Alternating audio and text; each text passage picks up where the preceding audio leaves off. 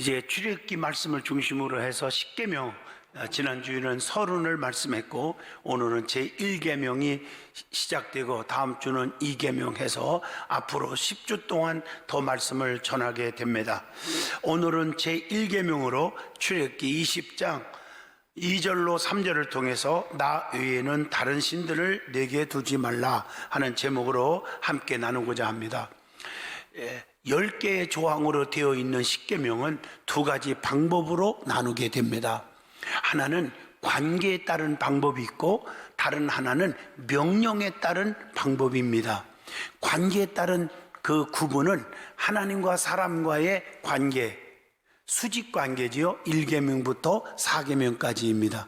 또 가루계명이죠. 인간과 인간 사이의 관계인 5계명부터 10계명이 있습니다. 또 명령에 따른 구분으로 보면 하라, 하지 말라 이렇게 명령으로 되어 있는데 하라는 명령은 4계명과 5계명이고 하지 말라는 명령이면 그 나머지 10가지 중에서 8가지가 하지 말라로 되어 있습니다. 오늘 본문은 관계적으로는 하나님과의 관계에 대한 계명인 동시에 명령적으로 보면 하지 말라 하는 명령에 관한 계명이 제1계명입니다. 이 십계명의 시작인 첫 번째 이 계명은 오직 하나님만 섬길 것에 대한 명령입니다. 유일신 하나님은 한 분이십니다. 그분께만 예배를 드려야 되고 예배를 받으시기에 합당하신 분이 하나님 한 분이라는 것입니다. 하나님은 모세에게 율법을 말씀하시면서 가장 먼저 오직 하나님만 예배하며 하나님께만 섬길 것을 명령하셨습니다. 자, 여호수아는 그의 죽음을 앞두고 이스라엘 백성에게 오직 하나님만을 선택하여 하나님만을 섬길 것을 당부하고 있다는 거죠. 여호수아 24장 14절에 이제는 여호와를 경외하며 온전함과 진실함으로 그를 섬기라. 너희의 조상들이 강 저쪽과 애굽에서 섬기던 신들을 치워버리고 여호와만 섬기라 이렇게 말하고 있어요. 여기서 우리가 오해해서는 절대 안 되는 꼭 깨달아야 할 말씀이 있어요. 다른 신들이란 말이 나오죠. 이 말의 뜻이 다른 많은 신들이 있다는 것을 의미하는 것이 절대로 아닙니다.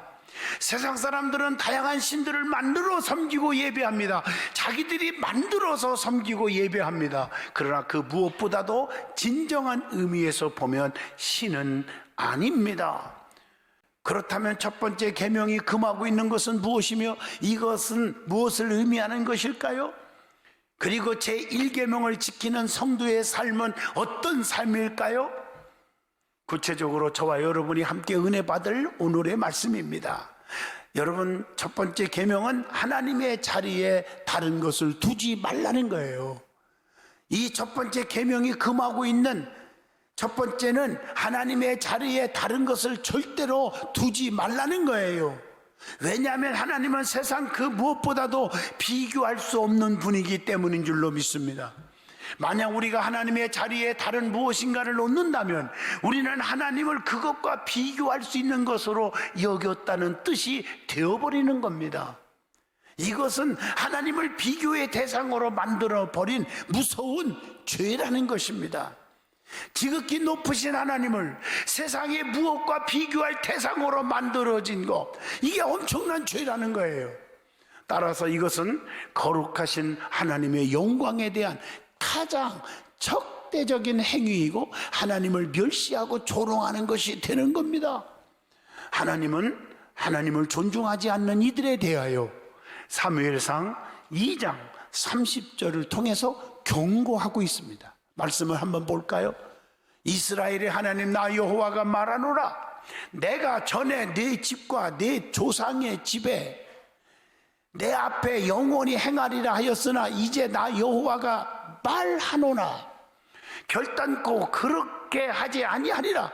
나를 존중히 여기는 자를 내가 존중히 여기고 나를 멸시하는 자를 내가 경멸하리라. 하나님을 존귀 여기고 하나님 없이는 나 살 수 없습니다. 하나님은 나의 삶의 최고입니다. 그리고 하나님만을 위해서 살아가는 자에게는 내가 너희들을 존귀 여겨주고 책임져주고 죽을 병에서도 고쳐주고 문제 해결해주고 다 책임져 주지만 너희가 나를 무시해버리면 나도 너희들을 경멸하고 무시한다는 이런 말씀입니다. 제 말이 아니라 하나님의 말씀입니다.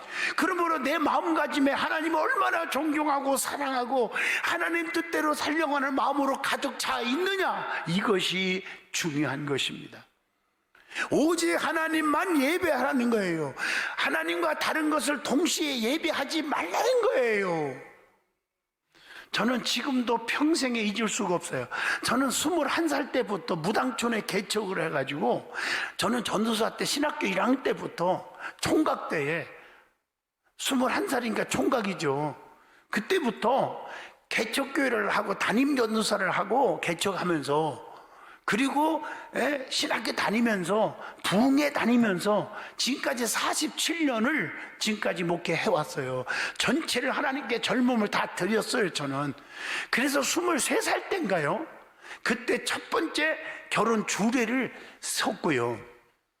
그래서 항상 내가 입고 다니는 옷은 연세가 한 60 정도 되는 분들이 입던 그런 색깔, 회색깔 같은 거, 그런 것만 입고, 가방도요, 정말 연세 많은 분들이 들고 다니는 이만한 가방을 옆에 끼고 거룩 이러고 다녔어요. 까딱하면 장가도 못 갈 뻔했다니까요. 그 시절이 그래도 그리워요. 그때 경상도 안동, 봉화, 문천 이쪽에서 연합회를 모여갖고 부흥회를 3일 해달라는 거예요. 그래서 갔어요. 저는 뭐 신학 1학년 때니까 2학년, 3학년 때 무슨 내가 신학을 알고 무슨 성경을 뭘 알겠어요. 그냥 플레 믿습니까? 능력 받으라. 지금 생각하면요, 쥐구멍이라도 들어가고 싶어요. 그렇지만 체험한 은사가 있고, 그래서 저를 부른 거예요. 그 환자들이 막 몰려오기 시작했는데 지금도 평생 못 잊어요. 저는 어느 처녀 하나가 이렇게 세상말로 미쳤다 할까요? 정신분열증에 걸려갖고 막 옷 벗고 다니고 막 동네를 휘저고 다니고 발작을 하고 소리를 지르고 물건을 던지고 난리도 아니었어요. 소문을 듣고 어느 기도원에 있다가 묶어놨다가 데려온 건데, 저는요 아주 겁이 확 나는 거예요. 그게 믿음이 없었지요. 아유, 고치면 좋은데 만약에 안 고쳐지면 이것 때문에 나를 부흥에 청한 것 같은데 어떻게 하면 좋은가. 근데 그날 저녁에 기적이 안 일어났어요. 중풍병자 할아버지도 앉았는데 그분은 첫날 진짜 기적이 일어났어요. 근데 이 미치고 발작하는 여자는 아무 이상이 없는, 나타나질 않아. 기적이 안 일어났어. 근데 그래서 밤새도록 저는 잠을 못 잤습니다. 하나님, 어물쪽 망신은 꼴뚜기가 시킨다는데 목사 망신, 전사님들 망신은 내가 다 시키게 생겼습니다. 어떻게 하면 좋아? 하나님 책임져 줘요. 나 부흥하게 이대로 도망갈까요? 어떻게 하면 좋아요? 이러고 기도를 하는데 하나님이 확신을 주는 거예요. 담대하라, 내가 너와 함께 한다. 네가 하는 게 아니라 내가 하는 거다. 근데 딱 이상한 게 환상이 보여지는데요, 자기 집에 귀신을 2가지를 섬기고 있더라고요. 하나는 자기들이 만든 신이죠. 이게 돌을 이렇게 하나씩 쌓아가면서 비나이다 하고, 이쪽에는 대하다가 물 떠다 놓고 비나이다, 또 소문 듣고 교회 와가지고는 비나이다, 하나님께 비나이다, 이런 거예요. 그걸 하나님이 쫙 보여주는 거예요. 그때 당시에 정말 저는 체험한 게 너무 많았거든요. 그래서 그때부터 실수도 많았어요. 막 보이니까 너 이거 해결하라 그래갖고 실제 맞추기는 맞췄는데 그 다음날 시험 들어서 창피해서 교회 못 나온다더라고. 그게 잘못됐지요, 내가. 그래서 저는 지금도 꿈을 꾸거나 환상으로 이렇게 보여준 것도, 예언적인 것도요, 저는 한 번도 행하지 않아요, 지금요. 그때 그 트라우마가 있어요. 기도만 할 뿐이죠. 그런데 세상에 그걸 하나님이 보여줘서 딱 지적한 거예요. 가서 너희 장독 뒤에 있는 거 2 귀신들을 다 때려 부수고 와라. 거기서 놀래버린 거예요. 어떻게 알지? 강사님이 왔다 갔나? 하나님이 알려줬죠. 그거 회개하고 다 때려 부수고 하나님 앞에서 통곡하고, 그 엄마 아버지가 집사예요. 그게 잡사지 집사는 아니었죠. 따지고 보면 회개하고 통곡하고 기도하는데, 거기서 입에서 막 방언이 터져나오고 은사가 나타나면서 세상에 부모가 먼저 은혜를 받고 그 애에게 역사가 일어나는데, 주의 이름으로 명하나니 더러운 귀신을 떠나라 하는데 거품 붓고 막 뒤집어지고 난리가 나요. 깨끗이 나았어요. 제가 서울에서 목회할 때 오래됐던 우리 임근택 장로님, 이런 분들은 김영환 장로님을 알 거예요. 그 가족들이 다 주일날 올라와서요, 회개하면서 하나님 감사하다고 감사하고 돌아가면서 얘를 잊어먹지도 않아요. 우리 교회 개척교회 상가 있는데 거기다 놓고 가겠다는 거예요. 신부처럼 부려먹으래요. 내가 그때 총각이에요. 무슨 오해를 받으려고 그걸 받아요? 아싸라고 가라고, 그 교회나 잘 섬기라고. 지금도 잊을 수 없는 산 간증입니다. 그때 봉화 문천 그쪽에 안동 이쪽에 제가 부흥회를 엄청나게 가서 총각 때 전도사로서요. 하나님은 살아계신 줄로 믿습니다. 두 주일을 섬길 수가 없는 거예요. 사람이 만든 신이 하나님이 아니에요. 성경은 오직 하나님만을 예배할 것을 명령하고 있습니다. 이것은 하나님의 백성에게 선택의 영역이 아닌 필수적인 영역이라는 거예요. 우리가 숨을 쉬어야 살 수 있는 것은 선택의 영역이 아니잖아요. 반드시 살기 위해서 숨을 쉬어야 하잖아요. 기도도 반드시 영적으로 살려면 기도 생활 해야 되는 거예요. 기도 생활 안 하면 영이 죽어버린 거예요. 아무 의미가 없어요. 마찬가지로 하나님의 백성이라면 오직 하나님만을 예배해야 될 줄로 믿습니다. 그래서 출애굽기 20장 20절에 여호와 이외에 다른 신에게 제사를 드리는 자는 멸할지니라. 우상 숭배가 그렇게 무서운 거 하나님이 멸해버린대요. 출애굽기 23장 13절 내가 내게 이런 모든 일을 삼가 지키고 다른 신들의 이름은 부르지도 말며 네 입에서 들리게도 하지 말지니라. 출애굽기 23장 24절 다 마찬가지요. 그렇지 않으면 다 깨트려 버린대요. 출애굽기 34장 14절에 보면요, 하나님 앞에 하나님을 섬겨야지 다른 신에게 절하지 말라. 여호와는 질투를 하는 자라. 질투하는 하나님이니라. 구약에서요, 이스라엘 민족이 하나님을 잃어버리고 영적으로 타락했다는 질책은 이들이 하나님께 예배하지 않았기 때문이라고 말합니다. 이스라엘은 가나안 정착 이후에 예배를 쉬지 않았습니다. 그렇다면 구약에서 말하는 이들의 영적 타락은 무엇을 이야기하는 걸까요? 수많은 선지자들과 예언자들이 그렇게 부르짖었던 이스라엘의 영적 타락이 무엇일까요? 바로 우상과 하나님을 동시에 섬겼다는 것입니다. 예루살렘에서 하나님께 예비하고 동시에 바알, 아세라를 향해 제사를 지냈단 말이에요. 하나님은 이스라엘 민족에게 너희가 지금 영적 간음을 행한다고 책망하고 있습니다. 에레미야 3장 8절에 보니까 내게 배역한 이스라엘이 간음을 행하였으므로 내가 그를 내쫓고 그에게 이혼소까지 주었으되 그의 반역한 자매 유다가 두려워하지 아니하고 자기도 가서 행음함을 내가 보았노라. 이렇게 말하고 영적인 간음이라고 말하고 있습니다. 에레미야 5장 7절에도 그렇게 말하고 있어요. 다 하나님이 책망하고 있어요. 화가 있을진저라고 했어요. 종교개혁가 칼빈은 첫 번째 계명을 어기는 것은 간통 상대자를 남편 앞에 데려오는 후한 무치 행위와 같다고 설명하고 있어요. 이 첫 번째 계명의 중요성을 강하게 강조한 거 있죠. 후한 무치가 무슨 뜻입니까? 뻔뻔하다, 얼굴에 철판을 깔았다, 이런 뜻 아닙니까? 그래서 여러분들이 자녀들이 잘 되겠다고 마음먹고 여러분들이 교육시키는 게 중요한 게 아니라요, 자녀들이 하나님 앞에 예배가 회복돼야 돼요. 그래야 자녀들이 길이 열리는 거예요. 여러분 남편이, 부모가 하나님 앞에 나와 예배해야 된다는 거 여기서 깨달으시길 바랍니다. 그래서 첫 번째 계명을 지키는 삶이란 어떤 삶일까? 십계명은 우리를 향한 하나님의 말씀입니다. 우리는 십계명을 통해서 하나님이 원하시는 삶을 살아갈 수가 있습니다. 각 계명을 지키는 삶을 살아갈 때 하나님께서 원하시는 성도의 삶을 살 수가 있는 것입니다. 첫 번째 계명의 중요한 핵심은 오직 하나님만을 하나님으로 인정해야 한다는 계명입니다. 이것은 단순히 내가 하나님을 최고의 신으로 여긴다는 것만을 의미하는 것만은 아닙니다. 우리가 믿는 하나님 외에는 그 어떠한 것도 하나님과 비슷하거나 유사한 것으로 여겨서도 안 된다고 하는 뜻입니다. 첫 번째 계명의 요지는 그 무엇도 그 어떤 상황에서도 하나님 외에 하나님의 자리에 두지 말라는 것입니다. 그렇다면 첫 번째 계명을 지키는 삶을 살기 위해서 우리는 어떻게 해야 될까요? 오직 하나님만 예배하는 삶을 살아야 한다는 거. 예배란 무엇입니까? 예배란 말의 언어적 뜻은 봉사, 순종, 섬김 이런 뜻이 있습니다. 우리는 무엇에게 봉사하고 있습니까? 무엇을 섬기고 있습니까? 무엇에 순종하고 있습니까? 하나님만 예배하는 삶이라는 것은 오직 하나님만을 섬기고 하나님께만 봉사하고 말씀에 순종하는 것입니다. 그렇다면 예배하는 삶이란 구체적으로 무엇일까요? 첫째, 예배하는 삶이란 예배를 최우선순위로 두고 사는 것입니다.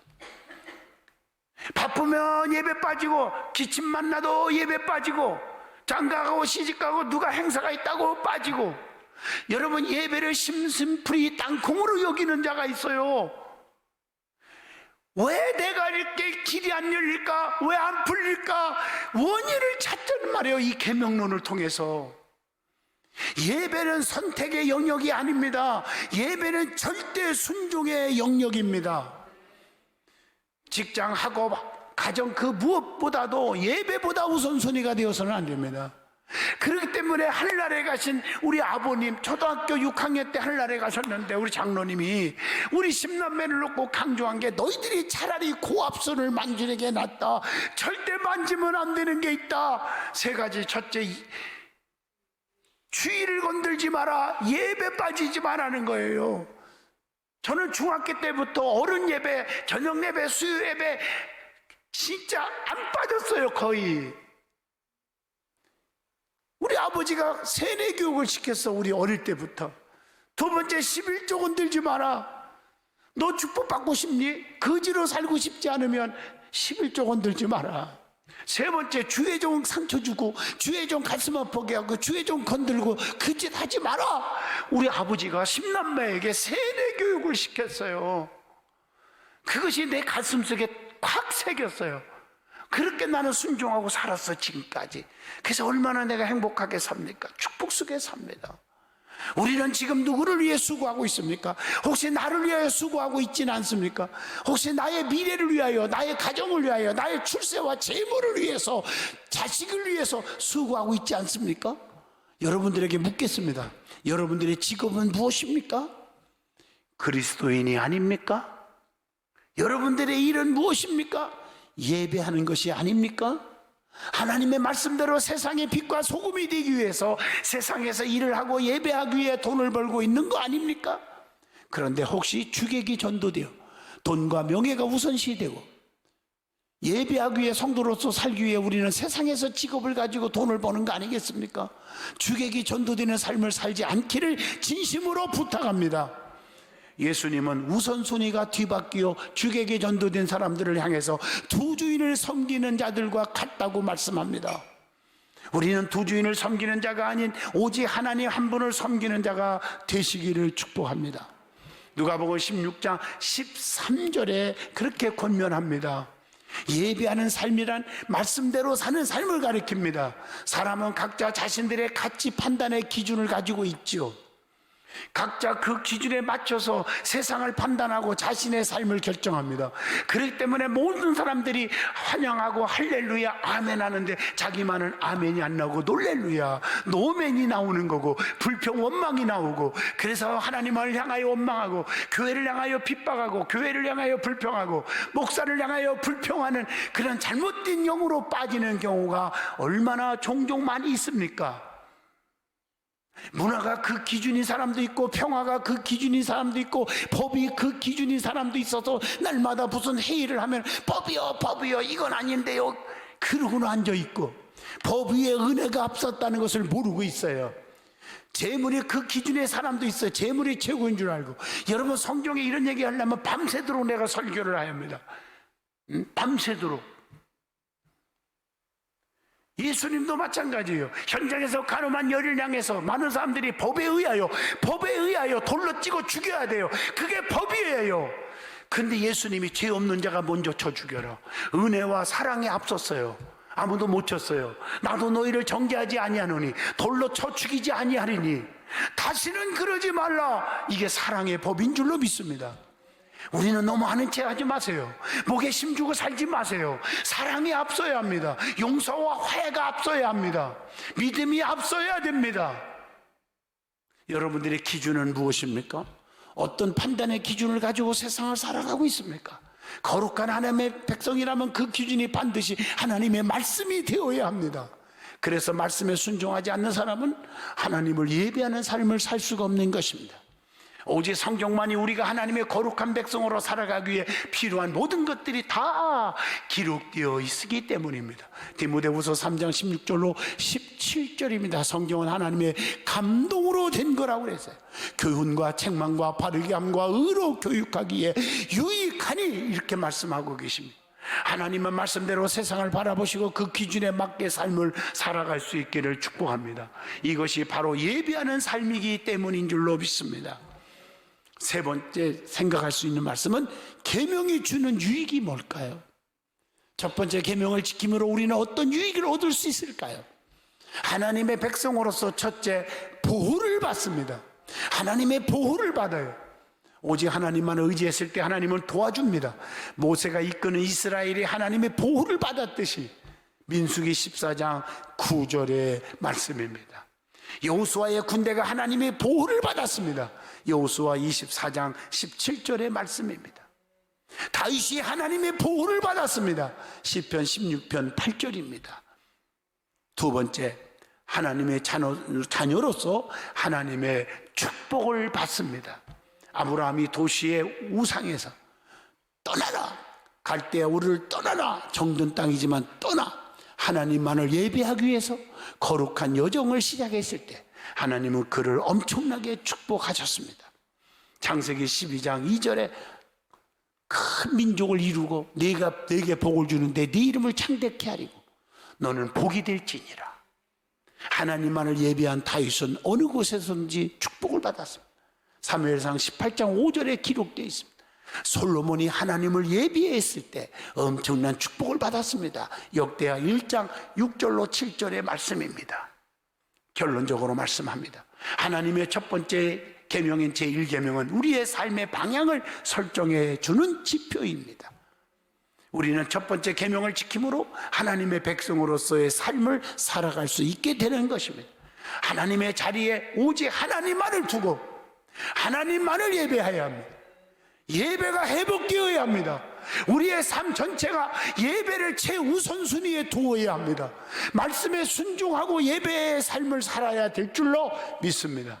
그럴 때 엄청난 축복을 하나님이 주시는 것입니다.